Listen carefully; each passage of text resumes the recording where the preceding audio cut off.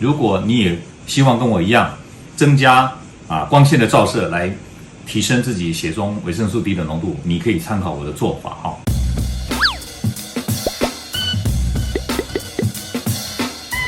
健康加财富，知足就是福。大家好，我为什么穿这个样子？因为呢，我最近自己检验我血中的维生素 D 的浓度，发现呢，我血中维生素 D 偏低，只有22。那我之前在我的频道当中呢，跟大家讲说，维生素 D 不够才需要补充嘛。那所谓的不够就是30以下就是不够。那如果能够补充到50以上，应该就 OK 了。因为我发现维生素 D 不够，如果要维生素 D 要够的话呢，每天要晒阳光30分钟，至少15分钟。那像我们年纪大一点的，我们可能照射紫外线以后产生的维生素 D 效率会比较差，所以我会从今天开始呢，每天照射30分钟的紫外线，就是紫外线 B 嘛。大家看一下这个光哈，现在这个光是很亮的光，不是在阴影底下了，所以我呢来开始照射。那因为我不喜欢把我的脸照受伤，脖子也不喜欢照受伤，眼睛也不喜欢我呢把这个该保护的保护起来，好，所以就这样照哈，照射30分钟啊。今天要跟大家报告一个好消息邱医师呢刻意的去抽血检验我的血中维生素 D 的浓度，结果当时的报告告诉我说偏低，我就呢身体力行，用日光照射让身体产生维生素 D。经过10次的照射，在将近1个半月的时间内有的时候是因为阴天没有阳光，有的时候是自己很忙没有时间，但是不管怎么说，我结束了10次的照射日光当中的紫外线 D，每次照射呢大概15分钟到20分钟。那么我上个礼拜再抽血验一次我的血中维生素 D 的浓度从22.71增加到25.96。大家可以看一下我这10天是怎么照射的。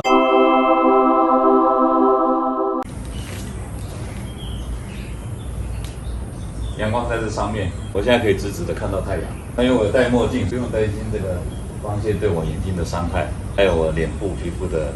伤害。我觉得用身体的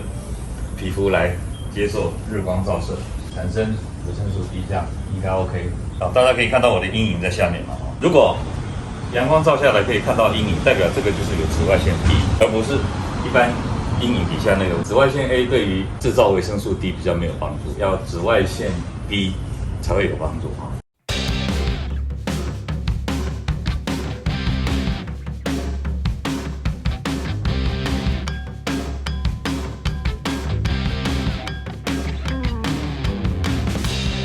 我打算连续30天每天有阳光我就照射30分钟，没有阳光当然就暂停那这样子30天后再来抽一次血，看看维生素 D 的浓度有没有增加，有没有回到比较正常的数值。饮食内容保持完全不变，都一样。我原来吃什么就是吃什么也没有刻意去补充高钙质的或者高维生素 D 的食物，就照正常吃。纯粹一个变数就是增加了日照的时间有阳光出来的时候我就照30分钟，这样子看看效果如何。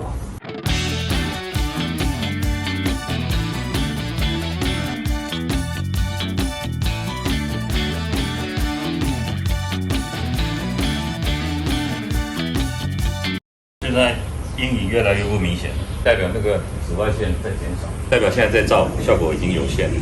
今天是我开始照日光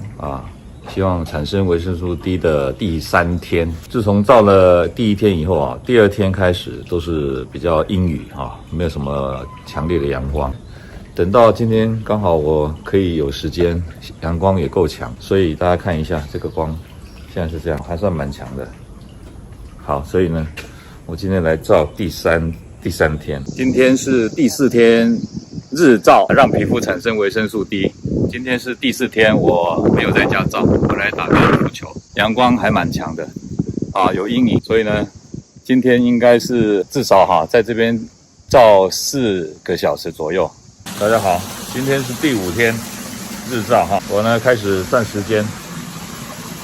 看看今天是不是也照个20分钟，所以今天是第5天。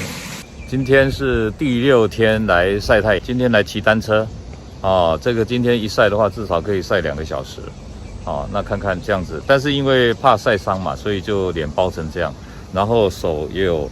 这个防晒，只有靠脚的暴露的一点点来接受日光的照射，但是没有关系，因为时间够长嘛，所以虽然只有照脚呢，产生的维生素 D 呢，还是应该是量会有的哈。我们的频道呢已经推出会员制度了哈。如果对邱医师这个频道邱正红谈健康有兴趣的话呢，欢迎大家加入会员。邱医师会有很多福利给我们的会员啊，希望大家都来加入啊。我刚刚看到阳光，赶快出来要照，结果呢才照个大概3分钟，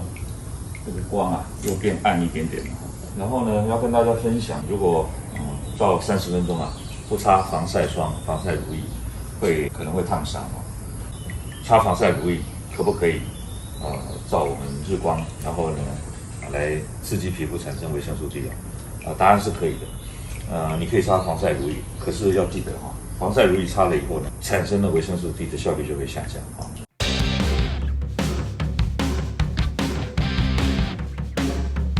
今天是最后一次来晒太阳，制造维生素 D。那大家看一下，今天这个阳光很强，所以这样阳光一晒，应该也可以制造一些维生素 D。10次制造完以后，晒完之后呢，就要来这个验血，看看维生素 D 是不是有提升一点好，然后给大家做个参考，这样哈。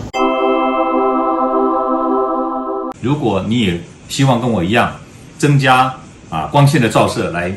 提升自己血中维生素 D 的浓度，你可以参考我的做法哈。那如果你觉得这样太麻烦，你也可以用补充维生素 D 营养品我第2个发现要跟大家报告的就是说，我看到这个报告以后，我有去查证了一下，然后呢，我参考美国国家卫生院建议的正常值去换算，结果我发现一件事情，美国国家卫生院建议正常成人血中维生素 D 不要低于50个 millimole per liter， 台湾用的是 ng/ml， 这2个要换算一个 millimole per liter 呢就是0.4个 ng/ml， 所以美国的这个标准呢，用50去乘以0.4呢，就是20个 ng/ml。美国的50 millimole per liter 呢，就是我们台湾用的 ng/ml 的20。大家看一下，台湾的这个正常值呢是建议大家不要低于30。所以呢，我22.7跟25.96依照美国的标准呢是足够的，但是在台湾的标准呢却是不足的为什么会有这样的差异我现在还在查证当中但是呢，我认为美国的标准应该是不会太离谱啦。那是不是我们台湾的标准刻意要提高，让你觉得需要补充？这个我不知道好，反正今天给大家的结论就是2个。第一个，我的身体力行结果告诉大家，的确增加日光的照射呢是可以增加血中维生素 D 的好，第2个，维生素 D 的正常值呢，台湾跟美国不太一样你如果要相信美国的正常值呢，你就不要太紧张。但如果你相信台湾的正常值呢，你就会觉得有点不够那你可能就会想办法去补充一些营养品所以我今天的报告就到这边，希望今天分享的内容呢对你有所帮助欢迎大家订阅我的频道，按赞分享，打开小铃铛获取最新的讯息。我们下回再见，拜拜。各位朋友，如果你喜欢我们今天所讲的，请在下面按个赞。如果你对我们的内容感到兴趣，想要获得最新的讯息，请按订阅。下回见。